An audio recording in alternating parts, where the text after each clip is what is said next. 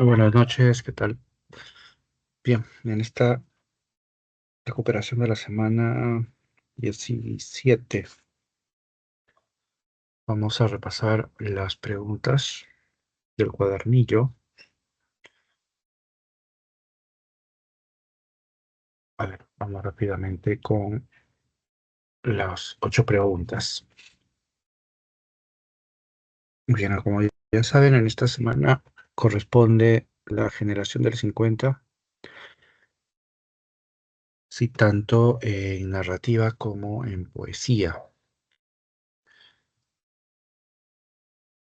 Y en cada uno de los casos se aborda, ¿no? Se trata de un autor en particular, ¿no? En la narrativa se habla de Julio Ramón Ribeiro y en la poesía de Blanca Varela.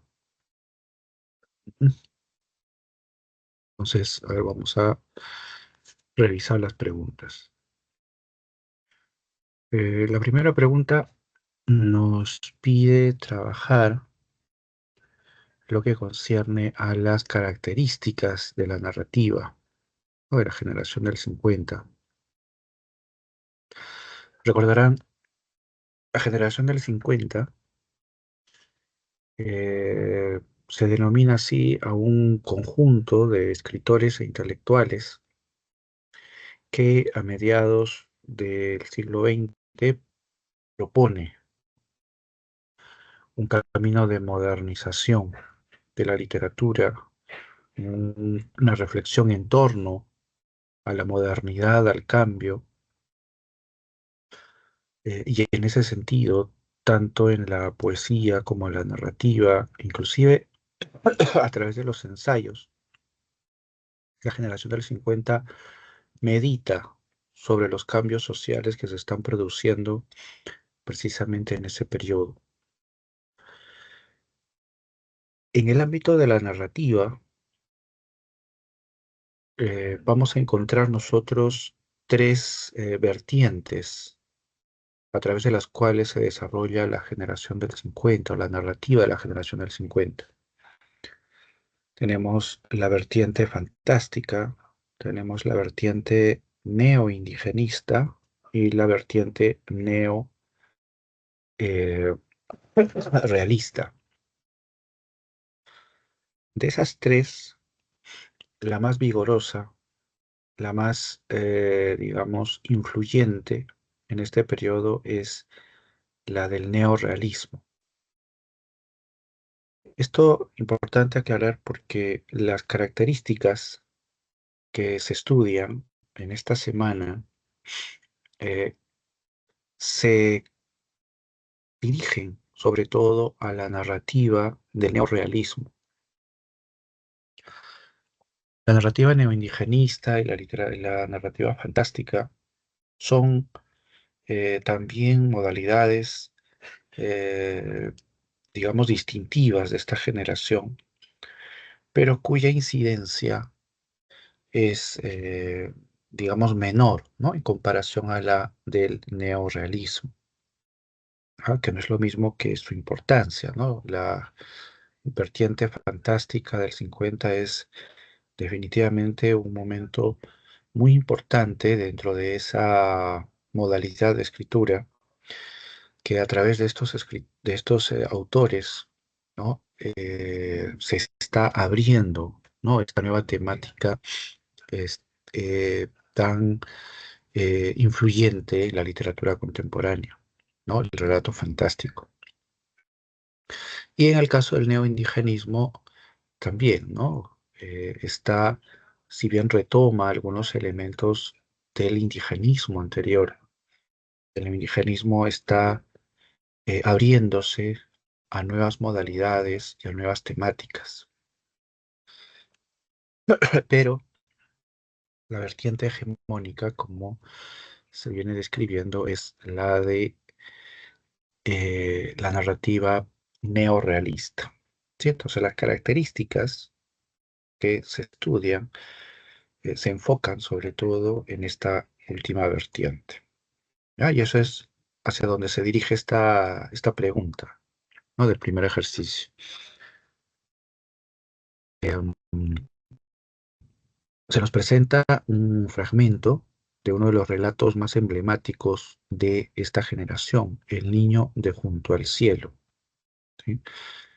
Un relato muy alegórico, un relato que a través del personaje y sus peripecias va representando, ¿no?, varios de los conceptos que constituyen la generación del 50, ¿no? Entre ellos, por ejemplo, la imagen de la migración, la imagen del marginal, que está representado por Esteban, un niño, ¿no?, que llega a Lima y que trata de conseguir dinero, ¿no?, a través de vender revistas. Eh, También, ¿no?, ese espacio de la marginalidad, ese espacio de la urbe, es lo que se va a representar en el relato también a través del personaje de Pedro, ¿no?, que forma parte de este relato. Donde la pregunta se está enfocando en tomar precisamente el relato del niño de junto al cielo como un ejemplo de esta temática. Muy bien, la pregunta entonces nos pide identificar una característica de la narrativa de la generación del 50 en el fragmento del relato El niño de junto al cielo. Entonces, el relato dice, el fragmento, dice: Esteban bajó por el sendero ondulante, saltó la acequia y se detuvo al borde de la carretera, justamente en el mismo lugar en que había encontrado en la mañana el billete de 10 soles. Al poco rato apareció Pedro y empezaron a caminar juntos, internándose dentro de la bestia de 1 millón de cabezas.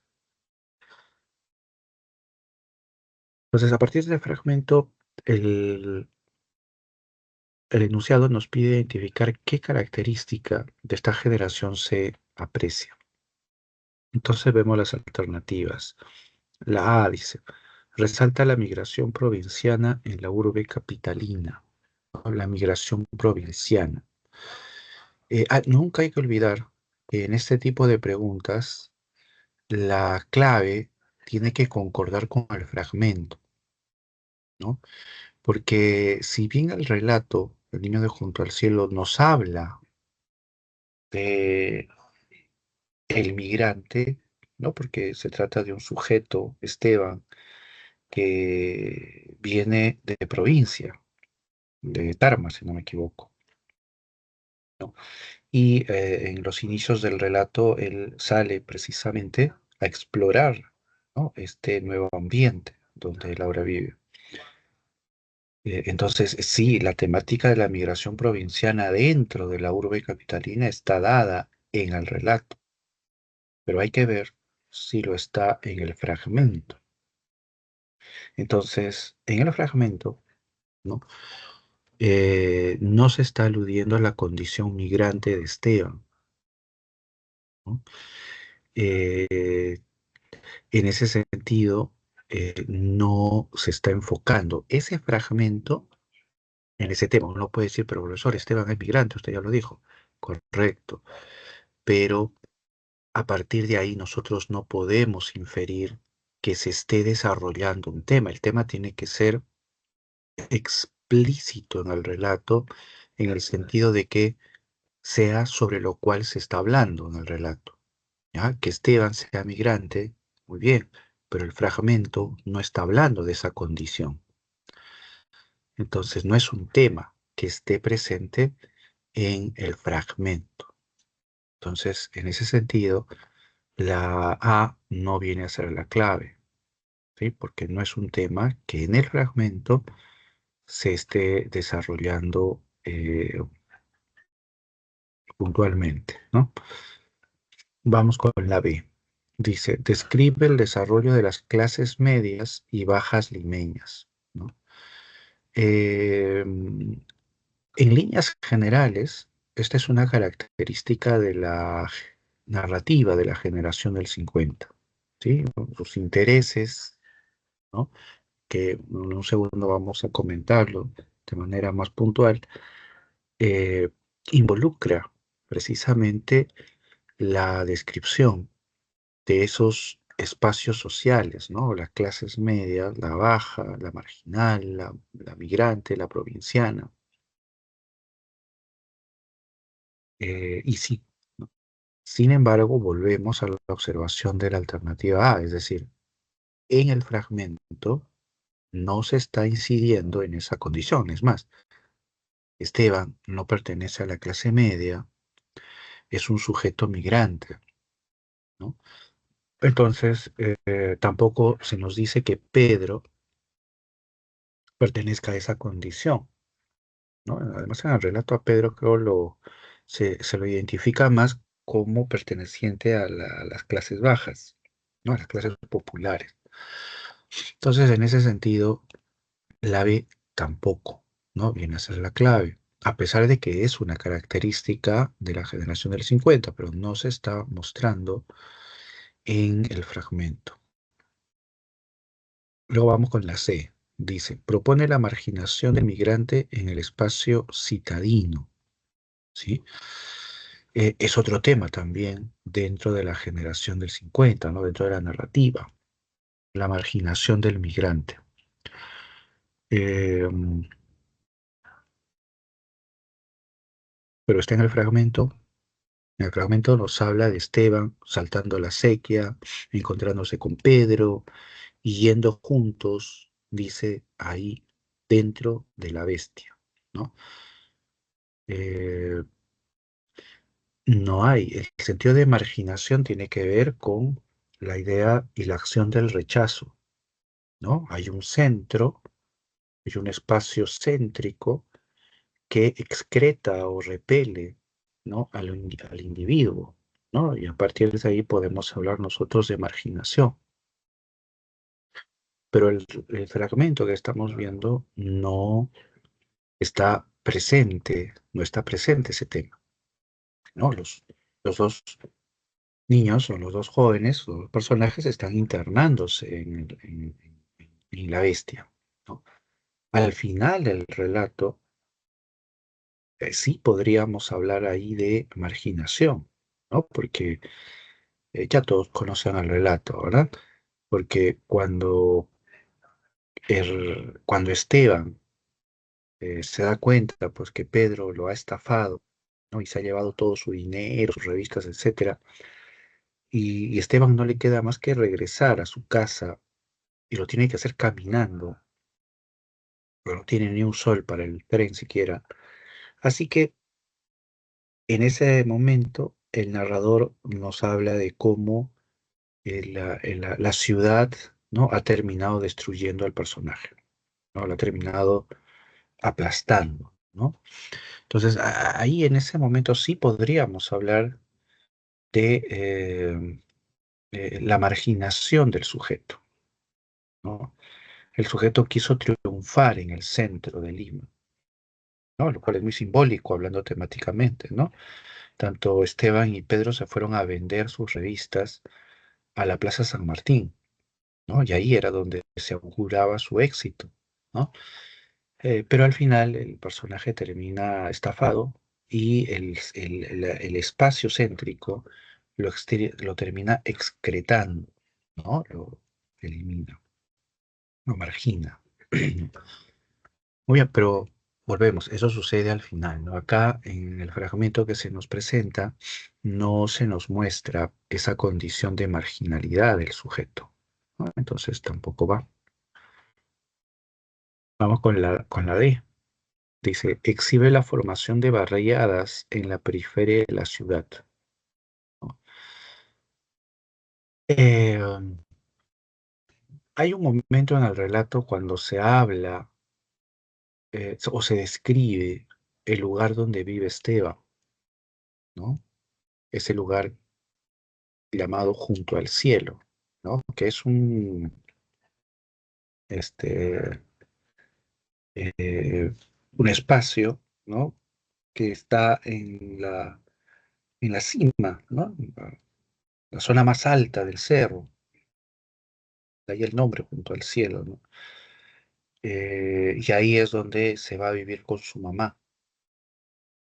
Entonces, ahí en ese momento en el relato quizá podríamos hablar de esta temática de formación de la barriada, ¿no? Del espacio marginal.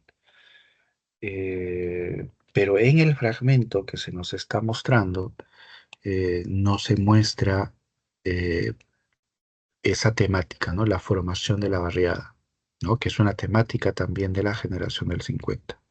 Entonces no va. Por descarte, bueno, obtenemos la I, ¿no? Muestra una visión crítica a través de la imagen descrita, ¿no? Pero a pesar de que obtengamos por descarte la clave, siempre hay que comprobarla, ¿no? Y en este caso, ¿no?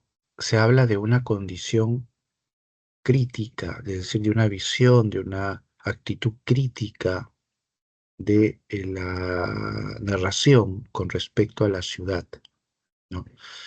La idea viene de la condición de los escritores de la generación del 50, ¿no? Hace un momento comentábamos cómo este grupo de escritores e intelectuales está contemplando y meditando, reflexionando en torno a un periodo donde el espacio urbano se está reconfigurando a partir de la consolidación de un proceso de modernización. Vamos a adjetivarlo de esta manera, digamos, perverso, ¿no? Que se va desarrollando y que se va implantando, mejor dicho, en el espacio de la ciudad. Hablamos de una modernidad perversa en el sentido que no se trata solamente de imponer ideas de desarrollo y poder y progreso que son los pilares de todo pensamiento moderno, ¿no? Sino que la modernidad que se va cocinando, ¿no? En este espacio va a constituirse también a partir de asimilar mecanismos eh, de, de degradación, de explotación, de abuso del ser, ¿no? Del ser humano. Entonces, la noción de modernidad que se construye está dada sobre la base precisamente del abuso, de la marginación, de la discriminación, del machismo, de la violencia, del hurto, de la pobreza, de la corrupción, de la miseria, ¿no? Que es la propuesta de modernidad que se construye eh, en la urbe, ¿no? Eh, y entonces los escritores cuestionan esa contradicción, ¿no? Como un proyecto moderno que se supone busca el bienestar, en realidad se construye sobre la base de la destrucción del ser humano, ¿no? Entonces de ahí es que se constituye esa mirada crítica y cuestionadora de los escritores del 50, ¿no? Quienes para expresar precisamente esa actitud o esa visión crítica apelan a figuras monstruosas, bestiales, como metáforas del espacio urbano, ¿no? En el caso de los gallinazos sin plumas, por ejemplo, está la imagen del cerdo pascual, ¿no? Un ser voraz, ¿no? Inclemente, despiadado, ¿no? Que termina destruyendo, ¿no? Absolutamente todas las esperanzas. Y el caso de este relato es esa imagen de la bestia de un millón de cabezas, ¿no? La metáfora con la cual se alude al espacio urbano, ¿no? En el fragmento que encontramos ahí se menciona la bestia hacia la cual Esteban y Pedro se dirigen, porque ellos están, ellos están yendo al, al centro de Lima, ¿no? Como dije hace un momento, a vender su revista. Y entonces se están internando, ¿no? Siguiendo la metáfora, se están internando en ese enorme monstruo. Y al final del relato, cuando ya Pedro ha estafado a Esteban,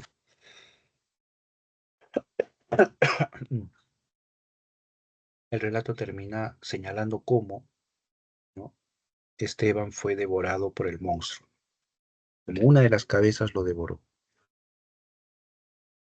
Entonces la imagen del monstruo viene a representar, ¿no?, precisamente esa imagen crítica, cuestionadora de la urbe moderna, ¿no? Entonces, ahí es por donde se marca esta alternativa. Ujú. Muy bien.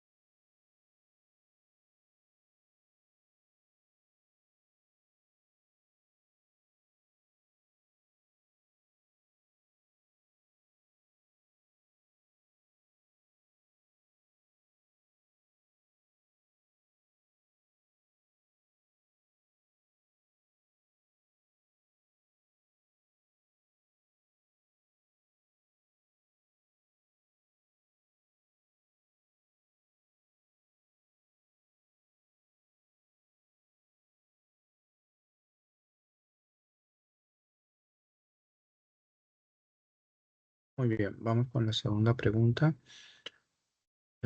Dice, marque la alternativa que completa de manera correcta el siguiente enunciado. También nos pide sobre las características de la narrativa, ¿no? Dice, en sus obras los autores describen la transformación de la, atravesada por un proceso de y desarrollo.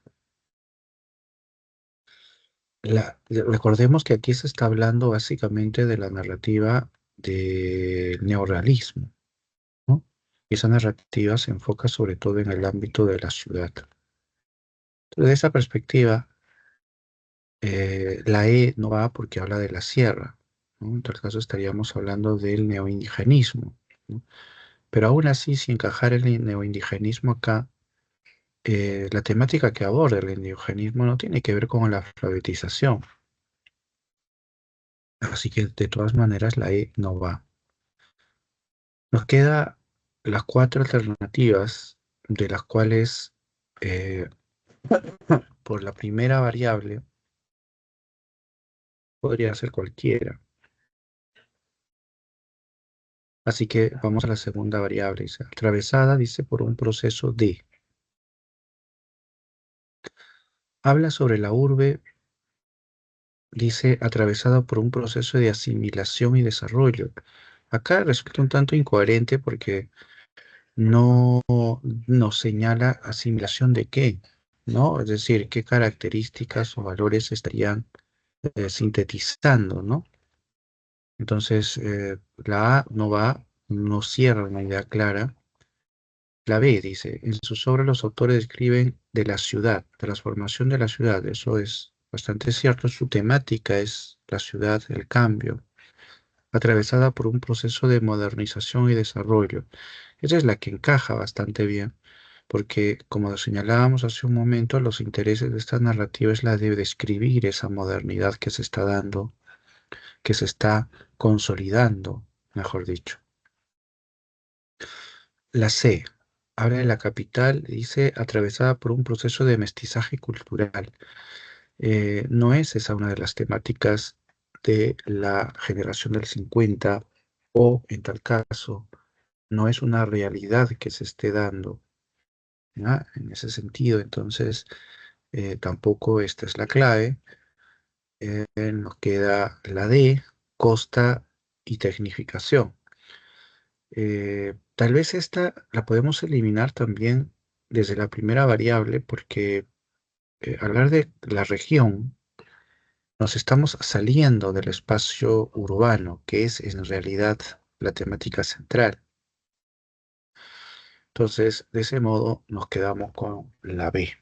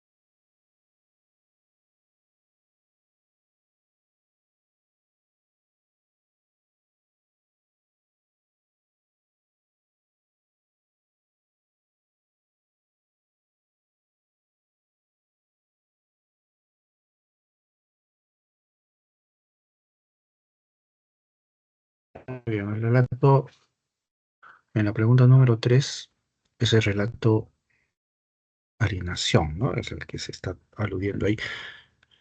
La pregunta número 3, quizá necesite un pequeño contexto. ¿no? ¿En qué sentido? Em, la clave, ¿no? Es la E, el fracaso. Una de las temáticas distintivas de los relatos de Ribeiro es que sus personajes, muchas veces idealistas, muchas veces con grandes proyectos, son personajes que eh, caen en la derrota, comprueban lo inalcanzable de sus proyectos y terminan en el fracaso, ¿no? Es una constante dentro de la narrativa riberiana, ¿no? Y eso es lo que se plantea en este fragmento de la pregunta 3. Pero hay un detalle, en tal caso, por eso vamos a contextualizar. La pregunta 3 nos cita un relato llamado Alienación. Sucintamente, la historia de Alienación nos presenta la vida de un joven llamado Roberto, un joven de eh, piel negra, ¿no? Que adoraba la cultura norteamericana, ¿no? Que no dudaba en imitar los modelos, la vestimenta, se llegó a teñir el cabello, inclusive con un amigo llegan a inscribirse para estudiar inglés, se llega inclusive a blanquear la piel con la intención de parecerse lo más posible, ¿no? A esos ideales. Y lo que encontramos ahí en el personaje es entonces ese anhelo de querer ser esa imagen, ¿no?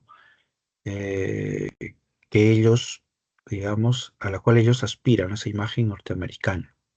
O sea, dejan de ser en sí, de su ser, su naturaleza, y tratan de alcanzar lo que no son, ¿no? La idea de la alienación está ahí,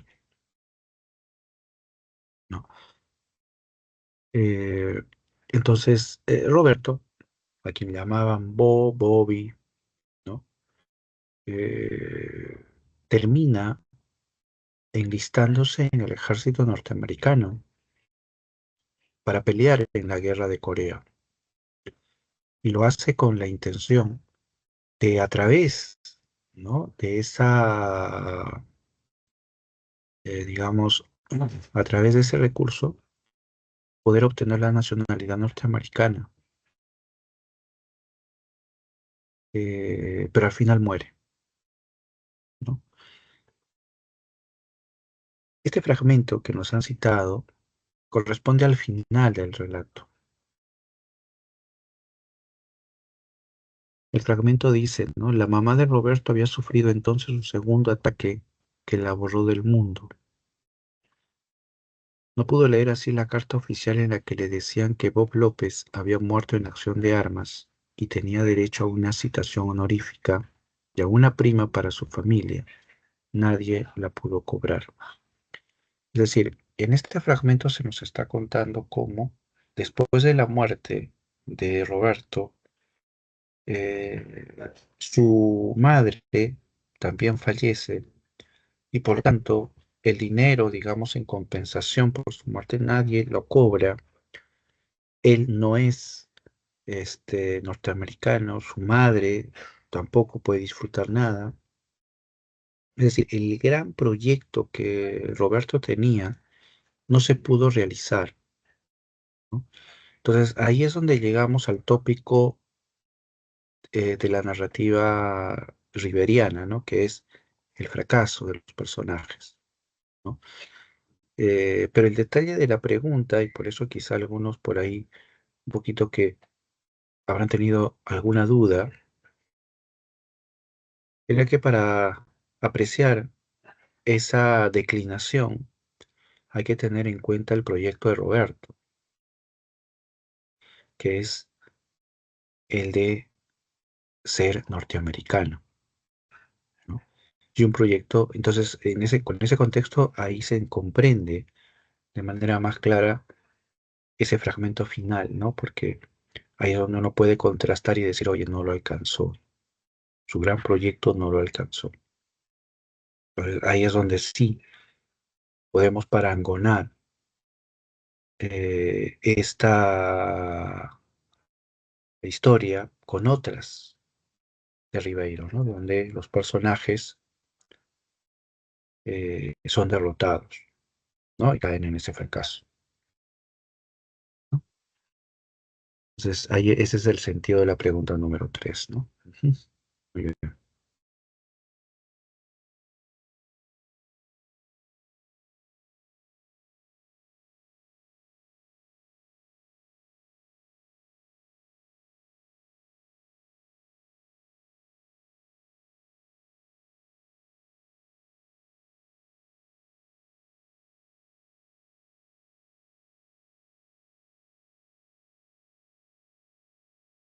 Bien, volvemos con la pregunta número 4 y ahora enfocado en los gallinazos sin plumas. Nos pide reconocer verdadero o falso con respecto al argumento, ¿no? Del relato. Ujú. Uno dice, ¿no? Enrique se lastima el pie y no puede ir al muladar con su hermano Efraín.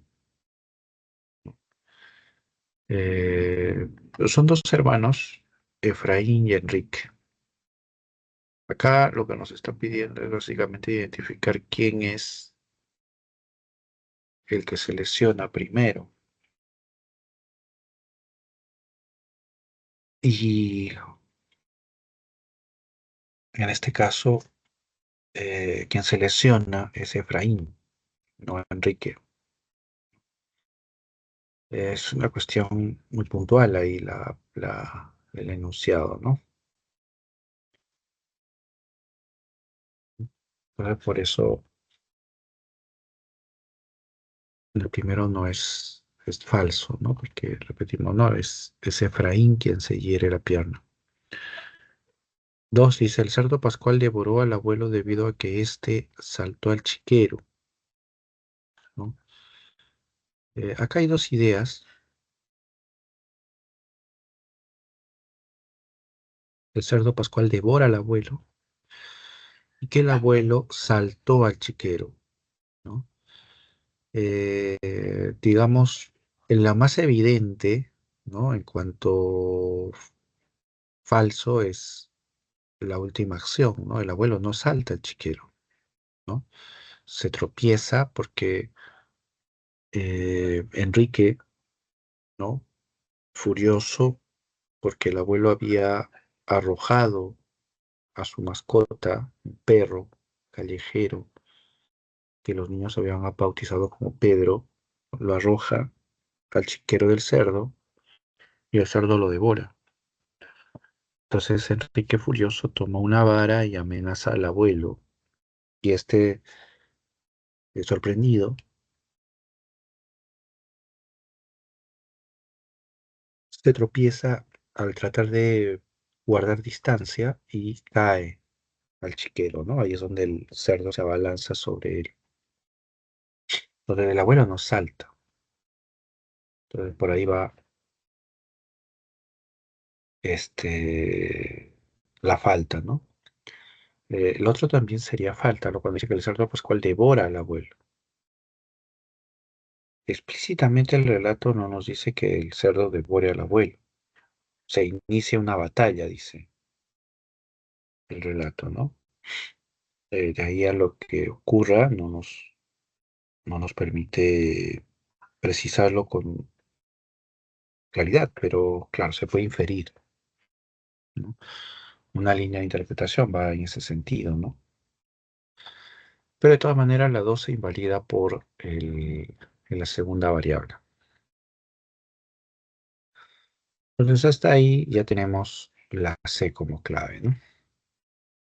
Porque es la única que tiene dos falsos al inicio. La 3 dice, Don Santos obliga a sus nietos a ir al vertedero para cebar al cerdo. Bueno, sí.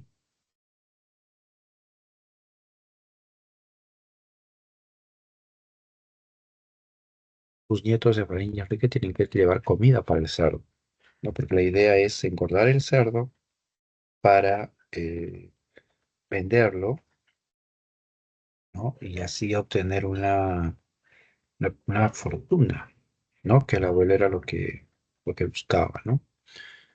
Eh, Buenas noches, Wilson. ¿Qué tal? ¿Cómo estás? Buenas noches, profesor. ¿Cómo estás? Bienvenido. Si tienes alguna pregunta, por favor, formúlala, no hay ningún problema. Simplemente estaba comentando algunas de las preguntas de esta semana. Mm. Tengo una pregunta, ahorita se la mando por el chat. Ah, ya, por supuesto. Ujú. Ya, mientras tanto voy comentando por acá, ¿no? Entonces, esta es verdadera, ¿no? Luego dice, Efraín y Enrique abandonaron el corralón, pues les espera un futuro exitoso, ¿no? Este último punto es donde no coincide con el relato, ¿no? Porque el relato, al final, lo que nos describe es que el futuro que a ellos les espera es desventajoso en realidad, ¿no? Porque terminarán viviendo en el muladar, ¿no? Entonces, por eso es falso, ¿no? Muy bien, Wilson, ahí me enviaste una pregunta y esta pregunta me parece que es de uno de los exámenes, ¿no? Creo que es el último examen, no recuerdo muy bien. No, esto tendré preciso un examen, profesor. Ah, no es el examen. Sí, es un examen, Ya. pero es lo anterior. Ah, ay, a ver, vamos a revisarlo. Dice aquí, eh, bien. Bueno, han escrito todo el poema Los Reyes Rojos, ¿no? Y dice respecto del poema Los Reyes Rojos de José María, indique qué aspecto simbolista se muestra, ¿no? ¿Qué aspecto simbolista, ¿no? Eh, la idea de la poesía de Buren tiene que ver con la idea de la sugerencia, tiene que ver la idea del color, la musicalidad. A ver, vamos a ver. Todos esos elementos están presentes en este poema. Entonces, en tal caso, vamos a ver los enunciados. A ver.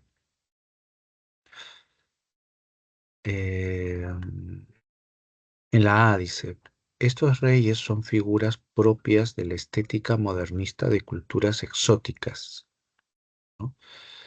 Estos reyes son figuras propias de la estética modernista. Mm, ya podría ser, pero pero no se acerca a lo que sería el simbolismo, ¿no? El simbolismo no va por ese lado. Entonces, podría ser en cuanto cierto para la estética modernista, pero no el simbolismo. En tal caso lo dejamos ahí. La A. La B dice, en el poema, los protagonistas son un retrato de la clase social de la nobleza. Eh, Así lo asumamos como cierto, que simplemente nos está pidiendo una interpretación. Tampoco es una característica de simbolista, así que ni la A ni la B hasta ahí. C, dice, la presencia de los reyes es una representación de los poderes monárquicos, ¿no? Eh, bueno, tampoco, ¿no? O sea, no tienen que ver con el simbolismo, pues, ¿no? O sea, dentro de lo que se ha estudiado, em, se está refiriendo, ¿no? Se está refiriendo a, a la cuestión, ¿no? De las imágenes, de los colores, de las representaciones, ¿no? Eh, pero acá no, acá se está aludiendo a ideas que no tienen que ver con la temática del poema, ¿no? Ni la nobleza, ni la monarquía, ni la idea de reyes, ¿no? O sea, no, no están ahí como figuras explícitas, es decir, no está hablando sobre ellos, ¿no? La poesía simbolista lo que nos presenta a nosotros son imágenes a través de las cuales se sugiere, ¿no? Conceptos o ideas. La D dice, los personajes de los Reyes Rojos simbolizan la lucha humana de la vida. Ya, eso es mucho más cercano, ¿no? Eso es mucho más cercano porque cuando se estudió este poema, eh, lo que se plantea ahí es esa imagen simbólica de los dos reyes peleando, ¿no? Durante todo el día y la noche. Eso es lo que el poema sugiere, ¿no? Que los dos reyes están peleando durante todo el día y la noche y así los días siguientes y demás y demás y demás. Esa imagen va a simbolizar la idea de la existencia sostenida precisamente por una lucha, ¿no? Es decir, la vida como una lucha constante, ¿no? O la lucha como esencia de la vida, ¿no? En ese sentido, la D es la que se acerca, ¿no? De manera más puntual precisamente a ese tema central del poema, ¿no? Luego la E dice, los Reyes Rojos son personajes recuperados de la herencia romántica literaria, ¿no? Esto ya totalmente jala de los cabellos la E, ¿no? Eso no tiene nada que ver ahí. La clave sería entonces la D, ¿no? Porque en el caso de esta pregunta se está hablando sobre lo que representa, lo que sugiere, ¿no? La imagen de esos dos reyes rojos, ¿no? Hay que tener en cuenta que el simbolismo, bueno, en primer lugar, Eguren no es un poeta simbolista, ¿no? Tiene influencia, elementos simbolistas, ¿no? Pero no podemos llamarle simbolista. Segundo, la estética simbolista se sostiene sobre la base de, a través de imágenes, sugerir conceptos o realidades, ¿no? Y eso es lo que se está planteando ahí. La imagen de los reyes rojos peleando día y noche sugiere una interpretación sobre la vida, ¿no? Nuestra vida, así como la de los reyes rojos, es una lucha constante, ¿no? Ese es el principio de ese poema, ¿no? Y qué es lo que se está aludiendo en la pregunta. ¿Mm? ¿Sí? ¿Me dejo entender? Sí, profesor, solamente que, imagina, yo sospechaba que era D, pero como el escenario que descargué de mismo decía que era la E, por eso me hacía muy raro. La E Ahí lo le mando descargo. captura. Es del Eh, 2023, raro, por eso me parecía. claro, a ver, los Reyes Rojos son personajes recuperados de la herencia romántica literaria. Eh, a ver, qué curioso, a ver, déjame ver. ¿Este de qué? Es el ordinario, el tercer examen del ciclo 2023-2. 2023-2. Ujú. Sí. Son personajes recuperados de la herencia romántica literaria. Pero Mm, ahora que lo estoy leyendo el solucionario que dice, sí, se concuerda con la D, pero marca la E. Puede ser que haya sido un error mismo al colocar el puntito en el solucionario, puede ser. me parece que sí. A ver, voy a revisar. Creo que lo tengo acá también el solucionario. Ahora, un ratito, voy a... Ese solucionario creo que lo tengo. Debe ser un error porque o sea, el tema este del romanticismo, la herencia, este, dice, son personajes recuperados de la herencia romántica literaria, pero ¿qué relación tiene los reyes con la herencia romántica? O sea, no, mm, no calza. A ver, déjame solo 10 segundos. Voy a ir un ratito acá. Examen. Exámenes, exámenes. Ujú. Acá está. Mm,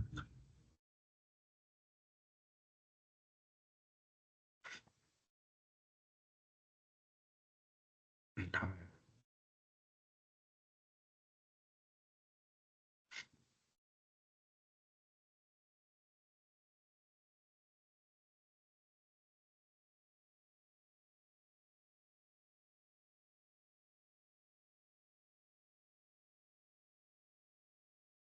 Mm, mm.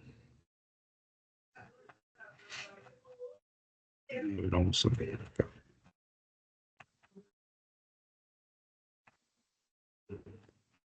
Mm. Bueno, hay que tener en cuenta. Acá está literatura. A ver, aquí está. Ujú. Sobre interpretar el problema como una lucha. Claro, o sea, aquí justo tengo el solucionario y sí, pues, la explicación de la solución da como respuesta la D, que es en sí, pues, la clave, pero ya han marcado la E. Bueno, en tal caso, solamente te pido, que tengan muy en cuenta que el examen lo hace la OCA, ¿sí? El examen no lo hacemos los profesores de la PRE, y lamentablemente, pues bueno, es ya cuestiones de OCA, así que mm, nosotros no podemos hacer nada ahí, lamentablemente. Está bien, profesor, muchas gracias. Ujú, gracias.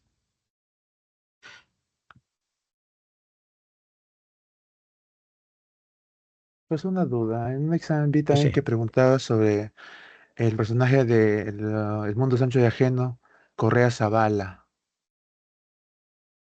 Correa Zavala, el mundo es ancho y ajeno, que en un examen, Sí,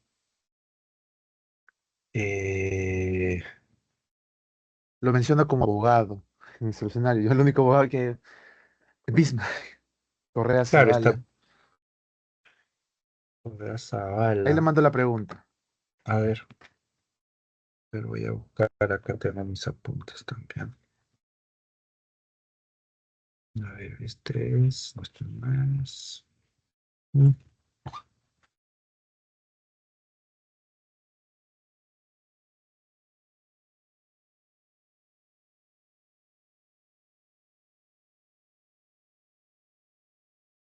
A ver. En la novela, el más ancho ajeno, Ciro Alegría, Correa Zavala es un que apoya a Rumi. Por sus características y rol de lectura se puede realizar como un personaje.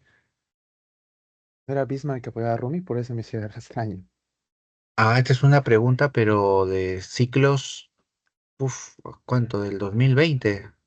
21, Sí, para ¿no? más que nada, para más información me estaba repasando. Claro, claro. Esta es la época en la que el temario había cambiado y se estudiaba solamente un par de novelas. Ujú. Ay, ¿qué hizo, no? Se puede clasificar como un personaje. Correa Zavala, bandolero. Bandolero no. Intelectual.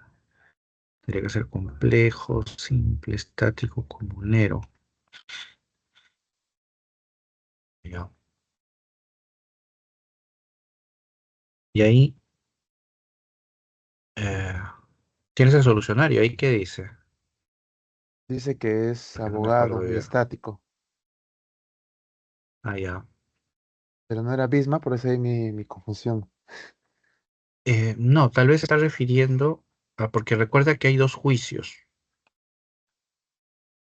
¿ya? Hay dos juicios. O sea, uno donde pierden sus tierras originales, ¿no? Y ahí es donde interviene Bismarck, ¿no? Y sucede todo lo que sabemos, ¿no? Y luego hay un segundo juicio donde Álvaro Amenábar quiere quitarle las tierras de Yanañahui, que es el lugar donde al final el pueblo se termina mudando una vez que pierde sus primeras primeras tierras, ¿no? Entonces ahí, el abogado, ¿no? Eh, debe ser este personaje, Zavala, aunque me está sonando, no tanto que sea un abogado, o sea, sí, Zavala, creo que ah, tendría que revisar un poquito acá la bibliografía, pero si en el solucionario que tienes dice que es abogado, ya debe ser abogado. Mi duda es si es el abogado de la comunidad o es el, es un ¿Examinado? personaje, no, sino un personaje de... Lo que pasa es que Benito Castro, hay una secuencia en la novela donde Benito Castro, en todos sus viajes que realiza, llega hasta Lima. Y en Lima se empieza a involucrar con sindicalistas, eh, ¿no? Con estos movimientos, las huelgas. Y uno de los personajes con los que se involucra creo que es Correa. Me da esa espina. Tendría que revisar un segundo la novela. Pero en este caso, en la pregunta, si el solucionario dice abogado, está bien, estático. Esta es una conceptualización que se usó en aquella vez porque el temario lo exigía, análisis de personajes. Hoy en día el temario ya no nos pide eso. eh, Se le denominaba acá estático porque era un personaje que no evolucionaba, ¿no? Un personaje que quedaba, que iniciaba y terminaba con las mismas características, ¿no? A eso denominábamos personaje estático, ¿no? Esa era Ah, entiendo, la profesor. idea. Ujú. Ya.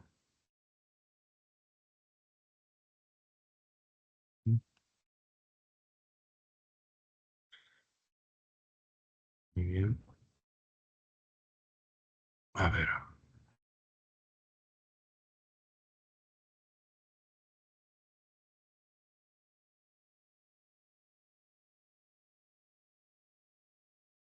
Profesor, a María Arguedas se le denominó también neoindigenista o se usó neoindigenismo.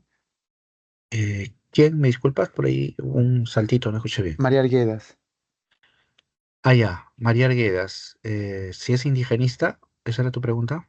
sí. Ya. A ver, el tema del indigenismo es complejísimo, ¿ya? Porque tiene que ver mucho con perspectivas, con épocas, etcétera. Ya. El consenso es ubicar a Arguedas, sobre todo con los ríos profundos, dentro del indigenismo, ¿ya? Algunos, un poquito más exquisitos, lo ubican dentro del neoindigenismo, que es una vertiente del indigenismo, ¿no? Eh, pero sí, ¿no? Arguedas lo ubicamos dentro del indigenismo. La novela, ¿no? Los ríos profundos. ¿Por qué? Porque el tema central de esa novela es precisamente la descripción de el mundo andino, ¿no? El objetivo de Arguedas es mostrarnos la naturaleza del pensamiento andino, ¿no? A través de describirnos ese mundo interior del personaje de Ernesto, ¿no? Y cómo va evolucionando, cómo va enfrentando una realidad adversa, cómo trata de mantener sus vínculos con sus creencias, con la naturaleza, ¿no? Entonces, por esa temática, la novela se inscribe dentro del indigenismo, ¿no? Sus otras novelas ya empiezan a tener clasificaciones diferentes porque su temática en muchos casos se amplía enormemente, ¿no? Novelas como Todas las Sangres, por ejemplo, ya escapa de lo que sería el indigenismo. El Zorro de Arriba, el Zorro de Abajo también, ¿no? El Sexto, ni qué decir, ya es una novela urbana, ¿no? Reyes es un autor eh, muy versátil en lo temático, ¿no? Ujú. Ah, entonces se puede decir que ese relato de Río Profundo se puede decir que es mágico religioso al mundo, Sí, respecto al mundo andino. claro, sí. En gran medida, Arguedas lo describe de esa manera, ¿no? religioso sobre todo, ¿no? Porque Ernesto, el personaje, lee los, podríamos decir, las ánimas, los espíritus eh, de esa naturaleza que lo rodea, ¿no? La imagen del zumbailo, por ejemplo, el trompo, ¿no?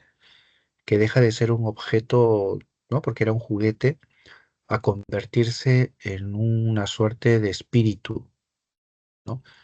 Espíritu de reconciliación, de armonía, un espíritu que inclusive lo comunica con el Padre, ¿no? Lo vincula con la naturaleza. Ajá,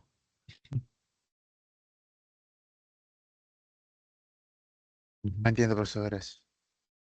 ajá, correcto.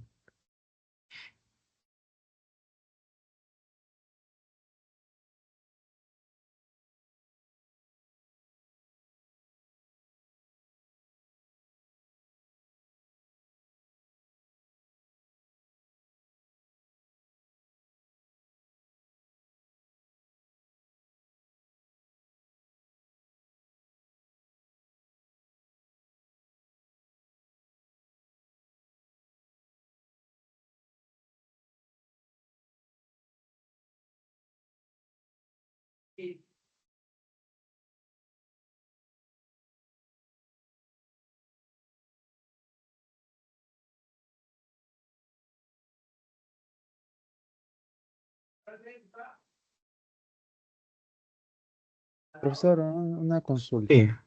dime. Ujú. En Espectro Blanco Valera se refiere a una obra llamada Valses y otras falsas confesiones.